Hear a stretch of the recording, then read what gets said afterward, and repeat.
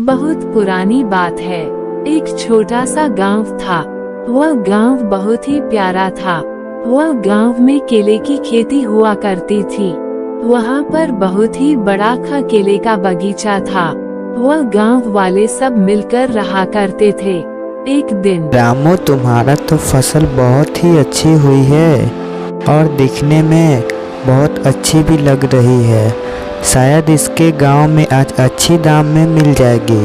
फिर रामू, हाँ भैया, केला बहुत अच्छे उगे हैं और हमने बहुत मेहनत से उगाई है, तो अच्छे होंगे ही ना। ठीक है, जाओ केले को गांव में जाकर बेचकर देखो कितना पैसा मिलता है, क्योंकि तुमने तो बहुत मेहनत की है। हाँ भैया, जाता हूँ और जाकर केले बेचकर आता हूँ, फिर शाम में हम लोग गाँव में मिलते हैं। ठीक है, जाओ केले ले लो, केले ताज़े ताज़े केले ले लो, मीठे मीठे केले ले लो।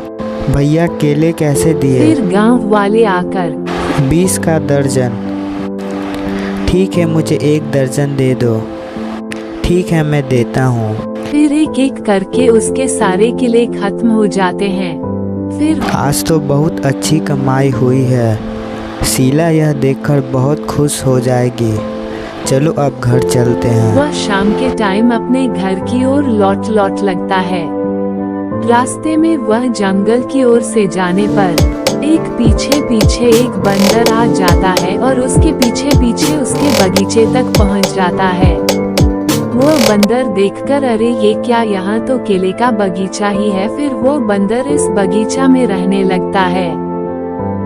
देखो शीला, आज बहुत अच्छी कमाई हुई है। ऐसे चलता रहा तो हमारी मेहनत सफल हो जाएगी और हम लोग जल्द ही अमीर हो जाएंगे। अब गरीबी के दिन खत्म होने वाली है। जी, आपने इतनी मेहनत जो की है। चलिए, बहुत रात हो गई है, आप हाथ मुंह धो लीजिए, मैं आपके लिए खाना लगा देता हूँ। फिर वह खाना खाकर सो जाते हैं।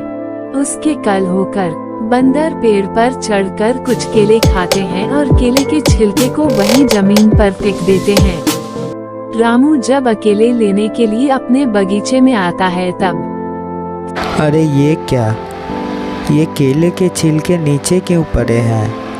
लगता है रात में कोई आया है और हमारे केले को खाकर छिलका यहीं फेंक। लगता है कुछ बदमाशों ने केले को खाया है। खैर छोड़ो, 1-2 केले से क्या जाता है, उनका भी पेट भर जाएगा। फिर वह केले लेकर बाजार की ओर निकल जाता है केले बेचने के लिए और बहुत जल्दी उसके सारे केले बिक जाते हैं। बेचने के बाद वह अपने गांव की ओर चला जाता है। उसके कल होकर रामू देखता है, अरे ये क्या, आज भी कुछ केले के छिलके नीचे पड़े हुए हैं। ये कोई इंसान नहीं, लगता है कोई जानवर खाकर फेंका है। खैर छोड़ो, 1-2 केले खाने से क्या होगा। फिर रोज की तरह वह बाजार जाकर केले बेचने लगता है। कुछ दिन बाद, अरे ये क्या, रोज के रोज इतने छिलके कहाँ से आते हैं? जरूर यह कोई इंसान का ही काम है। लगती है आज रात हमें नज़र रखनी होगी, आखिर यह केले खाते कौन है। फिर वह रात में जागकर घर की ओर छुपकर अपने बगीचे की ओर देख रहा था। देखा कि एक बंदर हमारे केले को चोरी करके खा रहे हैं। रामू, इस बंदर को लगता है सबक सिखानी होगी। अगर ऐसे करता रहा तो बहुत जल्दी मेरे सारे केले खत्म हो जाएंगे और फिर मैं बाजार जाकर बेचूंगा क्या। फिर वह बंदर को भगा देता है। कुछ दिन बाद बंदर वही बगीचे में आकर बहुत आनंद लेकर केले खा रहा था। उसके बगल में एक चुड़ैल बैठी हुई थी और वो बंदर को बहुत अच्छी तरह से देख रहा था। देखते देखते, अरे ये क्या, ये बंदर तो बहुत प्यार है, ऐसे खा रहा है जैसे इसी का पर है और ये बगीचे का मालिक है। फिर चुड़ैल उसे बंदर को रोज देखने आया करती थी। एक दिन रामू नाम वाले को जाकर बोलता है, भैया मेरे बगीचे में एक बंदर आ गया है और वह रोज के रोज मुझे परेशान कर रहा है। रोज एक न एक केले खाकर बगीचे में गिरा देता है। मैं उस बंदर से परेशान हो गया हूँ। रामू तुम चिंता ना करो, हम लोग कुछ करते हैं और उस बंदर को पकड़ते हैं। फिर वह गांव वाले मिलकर उसे बंदर को पकड़ लेते हैं और पकड़कर दूर जंगलों में जाकर छोड़ देते हैं। उसे बंदर को देखने आता है और देखते हैं कि बंदर कहीं आसपास दिख नहीं रहा है। फिर वह पूरे गांव में इधर उधर भटक कर उसे बंदर की तलाश में निकल जाती है। फिर भी वह बंदर कहीं दिखाई नहीं देता। दिल मनी मत, वो बंदर कहाँ चला पता नहीं। मुझे इतना लगाव क्यों है उसे बंदर से, एक दिन नहीं देखी तो मैं बेचैन हो जाती। गांव वाले सब मिलकर बातें कर रहे थे। रामू के बगीचे में एक बंदर था और हम लोग उसे पकड़कर बहुत दूर छोड़ आए, नहीं तो वह गांव में धीरे धीरे आज रामू का केले को खा रहा था, कल होकर हमारे केले को भी वह आकर खाता और धीरे धीरे गांव वाले को परेशान करता। हाँ भैया आप ठीक किए हो जो उस बंदर को दूर छोड़ा है। वह चुड़ैल सारी बात सुन लेती है और मन ही मन बहुत क्रोधित हो जाती है। वह बेचारा बेजुबान जानवर जो बोल नहीं सकता, वह एक दो केले ही इनके खा जाते तो उन्हें क्या दिक्कत थी, इसे उनका कोई बड़ा नुकसान तो नहीं हो रहा था। फिर चुड़ैल अब मैं इस गांव वाले को नहीं छोड़ूंगी। उसके बाद जो भी केले तोड़ने के लिए अपने बगीचे में आता चुड़ैल उसे तुरंत ही मार देती। ऐसे कर करके रोज एक न एक मार ही जाता।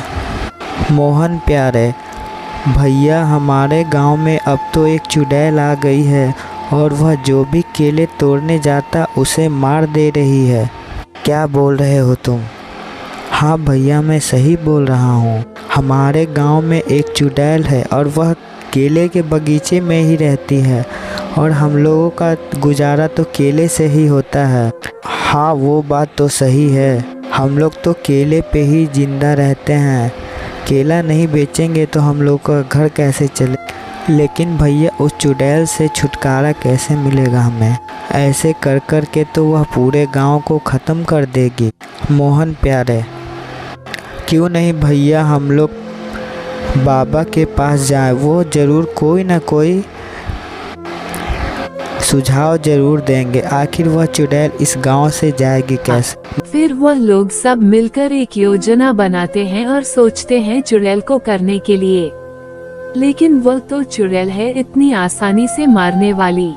फिर वह लोग एक बाबा के पास जाते हैं और बोलते हैं। बाबा बोलता है, बाबा हमारे गांव में एक चुड़ैल है और वह चुड़ैल केले के बगीचे में ही रहती, जो भी केला को तोड़ने के लिए जाता उसे मार दिया करती है। कि तुम लोग ही नहीं कुछ गलत किया होगा, नहीं तो ऐसे चुड़ैल किसी को नहीं परेशान कर दी। और वह चुड़ैल को मैं जानता हूँ, वह किसी को भी हानि नहीं पहुँचती। अच्छा चलो मैं उससे बात करता हूँ। फिर वह लोग सब मिलकर चुड़ैल के पास जाते हैं। बाबा बोलते हैं, आखिर तुम इन गांव वालों को क्यों परेशान कर रही हो? ये गांव वाले तुम्हारा क्या? फिर चुड़ैल बोलते हैं, ये गांव वाले बहुत ही निर्दय हैं। एक छोटा सा बंदर को ये लोग पकड़कर बहुत दूर छोड़ आए और मैं उसे बंदर को बहुत ही मना करती थी और वो बंदर सिर्फ अकेले ही तो खाता था, इन्हें हानि तो नहीं पहुंचता। लेकिन उसे बेजुबान बंदर को ये गांव वाले मिलकर बहुत दूर छोड़ा है। वह बंदर इस गांव वाले को बहुत परेशान कर रहे थे, इसलिए वह लोग उसे गांव से जंगल की ओर छू रहा है। ठीक है चुड़ैल बोलते, ठीक है चुड़ैल जी, हम लोग वह बंदर को वापस से लेकर आएंगे और हम लोग सारे गांव वाले मिलकर उसका अच्छे से देखभाल करेंगे और हम लोग मिलकर उसे पालेंगे। अब तो आप नाराज़ नहीं होना और हमारे गांव वाले को परेशान तो नहीं करोगी ना? जैसा आप ठीक समझो। मैं उस पर हैं नहीं, वह बंदर को तुम लोग अपने गांव में लिया और साथ ही रखो, मुझे कोई अपेक्षा नहीं है और तुम गांव वाले से मुझे कोई आपत्ति नहीं है। मैं इस गांव को छोड़कर चली जाऊंगी, लेकिन वह बंदर को कोई भी दिक्कत ना हो, नहीं तो फिर मैं तुम लोगों को नहीं। फिर वह गांव वाले मिलकर उसे बंदर को लाकर अच्छे से देखभाल करते हैं। ऐसे ही कहानी नई नई देखने के लिए हमारे चैनल को सब्सक्राइब करें और लाइक करें, साथ में शेयर करें।